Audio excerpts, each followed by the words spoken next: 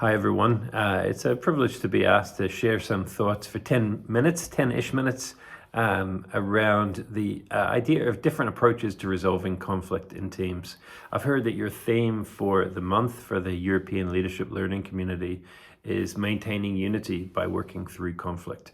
And there's a lot we could say about conflict and peace and building unity. A lot more than I can say in that time. So I suppose these are just some reflections that I've kind of jotted down and that I hope that are helpful for you wherever you are. We obviously have different contexts. Some of us work fairly in a solitary environment, some of us in small teams, some of us on big bases. Wherever you are, I hope that these words kind of connect with you somehow in your context. So let me just say a few things first. When we talk about conflict, we're often talking about peace and desiring peace. And the English word peace is not a particularly inspiring word. It's a pretty passive word. If my car is sitting at peace, it's just sitting by the side of the road, rusting away. It's not making a noise. It's not doing anything.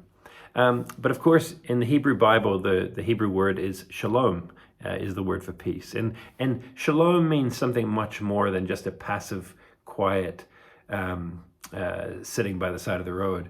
It means health, wholeness, harmony, everything working together as it was meant to work.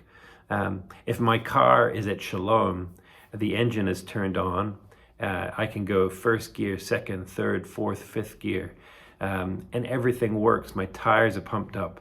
The windscreen wipers are working, which we need in this country a lot. The lights are working, the brake lights are working.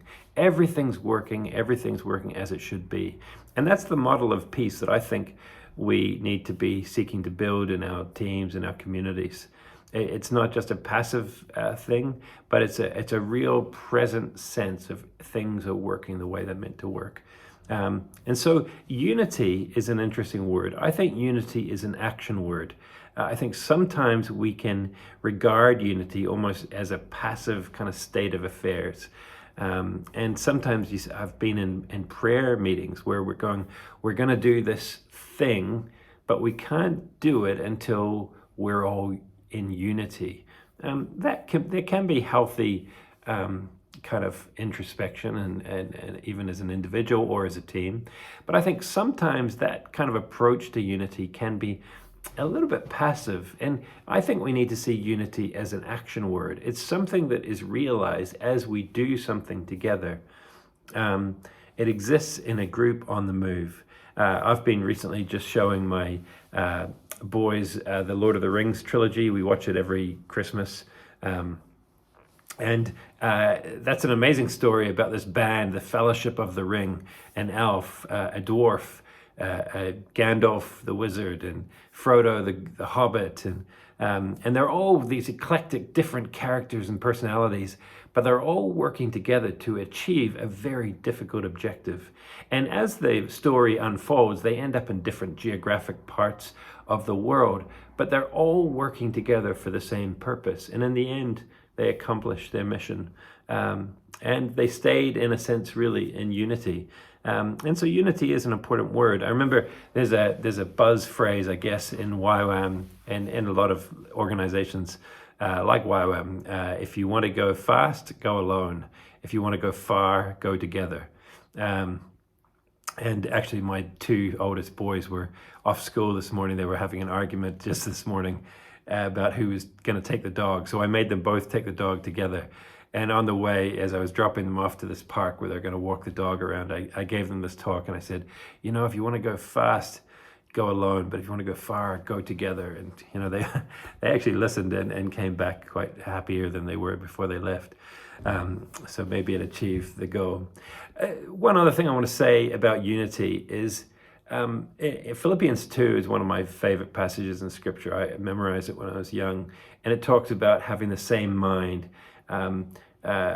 being one in spirit and purpose, doing nothing out of selfish ambition or vain conceit, but in humility considering others better than yourself. And then it goes on to describe Jesus, who gave up his godhood. He emptied himself to become firstly a man, taking on the nature of a servant, and ultimately becoming obedient to death on the cross, and therefore God raised him up.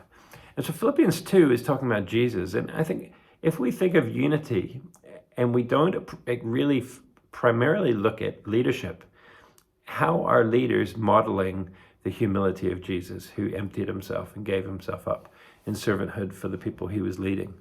Then unity is difficult if we're not looking first at leaders. I think sometimes unity can be a little bit of a club that we use to kind of hit people. It can be, the modern phrase would be, we can gaslight people as leaders. If people ask us difficult questions, we can often turn it back on them and say, well, why are you asking that question? Are you lacking trust? Are you lacking faith? Are you bringing disunity into our team?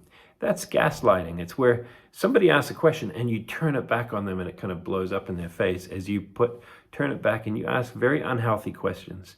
Rather than as a leader, following the example of Philippians 2 of Jesus, who gave up his godhood and really modeled a deep considering of others as better than himself, of laying down his own kind of rights agenda as a leader, as God, and becoming one of us. And so I think if we want to build unity, it first starts with us. So let me just say one final thing about that is I think there can be an unhealthy also approach to unity where it's about, we're driving a bus. If you want to get on the bus, get on. If you don't, get off the bus. There was a well-known megachurch pastor in America who's the whole movement he created has fallen apart. And one of his most infamous statements was where he said, I have a bus. If you want to get on the bus, get on. If you don't, then get off and you'll be run over by the bus. And he kind of talked about how by God's grace, there'll be a pile of dead bodies of people who have not been able to kind of follow through with his vision for the bus and have ended up getting run over. And ultimately, he was removed from his role and his whole movement fell apart. In many ways, I think because he was trying to lead people as a impersonal, heartless CEO rather than a shepherd as Jesus was.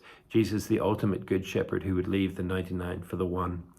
And so in YWAM and any Christian organization or community, I don't think it's ever appropriate to use terminology of buses and getting on or getting off. Sometimes people do move on from our organizations and our teams, and that's okay. But it's not about them getting on and off buses and getting run over. That's not the way to lead, and that's not the way to do business. So some thoughts here to finish with. Firstly, conflict is normal.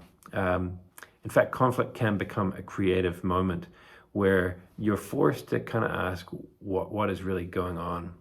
And so don't be afraid of conflict. If you're in the practice of burying conflict, ignoring it, denying it, it's not a healthy thing. Recognize it, speak it out, give an opportunity for the conflict to play out, but in a healthy way, not behind closed doors.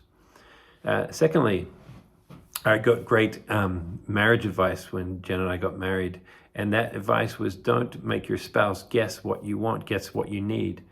In the same way, in our leadership teams, don't make your team members guess what you want or what you need. Speak it out and create a culture where each member of your team can speak out what they are feeling like they need or what they want. Communication is so important.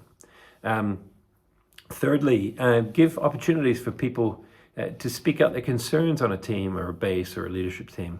It's not healthy to be on a team where there's never really an opportunity to ask questions or to challenge. Have staff meetings, get them in a circle if possible, where everyone can see each other and try to create opportunities for openness.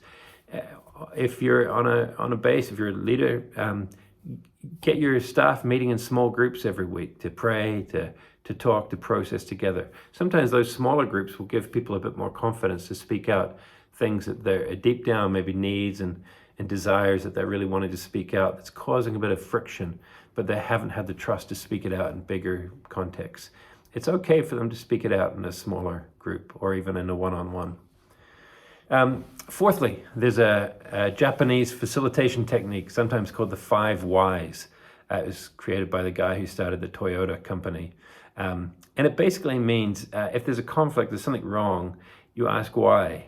And then you ask why 5 times in total. And each time you go a little bit deeper and a little bit deeper. And you get to the real kind of cause of the problem, not just the symptom of the problem. And so it could be helpful, even after watching this video, for you to set up a meeting and go, we're going to do the 5 whys. And kind of each time go, why did this thing happen? Why? And one of the things they say about in the 5 whys kind of model is that they are seeking countermeasures rather than solutions. A solution just solves the symptom, but a countermeasure prevents the problem happening again. And so a countermeasure is an action or a set of actions that seek to prevent the problem from arising again, while a solution may just deal with the symptom. As such, countermeasures are more robust and will more likely prevent the problem from recurring. And this is a process about asking questions that help you get to the bigger picture of the problem. Okay, 5, my 5th point, use a mediator or a third party to come into situations to help resolve them. In my time in YWAM as a leader for 20 odd years, there were a few times, 3 or 4 times, where we brought in mediators who were able to come in and either with staff on my team or with myself and a staff member. And it actually was quite humbling as a leader. You know, you want to be, I'm the boss, I know everything. But to actually have to sit down at the same level with someone and kind of go, what is the problem? And it was an important matter. It was an action of humility, but it was an important act of bringing in a mediator that often brought a greater level of shalom into situations. I think this is my 6th point. I had lots of conflict when I was a young leader, lots of little conflicts. I was really benefited by older, mature, wise leaders that came into my life at times and gave me perspective and wisdom. So if you're a young leader, listen to this. Find mature, wise elders that you can speak to and talk to. Often when you're on your own, you end up making mistakes, and not the unexamined mistakes that don't go anywhere. As I became, number 7, as I became more mature, conflicts still happened, but the stakes were maybe higher. One of the things I realized is in marriage, again, we have these 5 love languages. The love languages of time, touch, gifts, acts of service, words of affirmation. Well, a leadership team is not like a marriage, but in some ways there are similarities. Many people on a team just want time.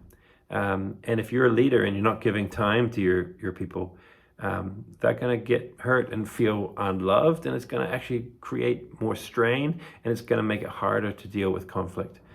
It might be time, it might be a sense of you serving them, might help them to see that you really love them. You're not just an impersonal leadership force. So love language is an interesting tool just to kind of wrestle with in a leadership context. It's not the same as a romantic relationship, of course, but there's something in there with that. 8thly, communication is so important. In a team, you're going to have conflict. Unless you're communicating well, it will go from bad to worse. Take your teams on trips, take them to cafes, take them away for the day, take them for a walk somewhere in nature. Get them out of the same room where you meet and you kind of dealing with these intractable problems. And that way, by going somewhere, sometimes communication becomes easier. And finally, I was reading a book by an American author, Arlie Hochschild, who wrote, it's called Strangers in Their Own Land. It's about polarization in America. And she was looking at this reality of polarization in our modern society. And she said there's this problem of empathy walls. And empathy walls are much greater than physical walls. There are these invisible walls that make it impossible for you to feel and to connect with what the other person is going through. An empathy wall is an obstacle to deep understanding of another person. And this wall can make us feel indifferent or even hostile to those who hold different beliefs, or whose childhood is rooted in different circumstances. Empathy walls are big problems, and if you're leading a team, you've got to bring them down, and so that you can see each other and understand each other for who you are. I'm going to finish right there. I hope that these short reflections on peace, on unity, and kind of little steps you can take to build a more harmonious kind of team of shalom will be helpful for you wherever you are. So thanks for listening. Always great to contribute in a YWAM context. So see you later.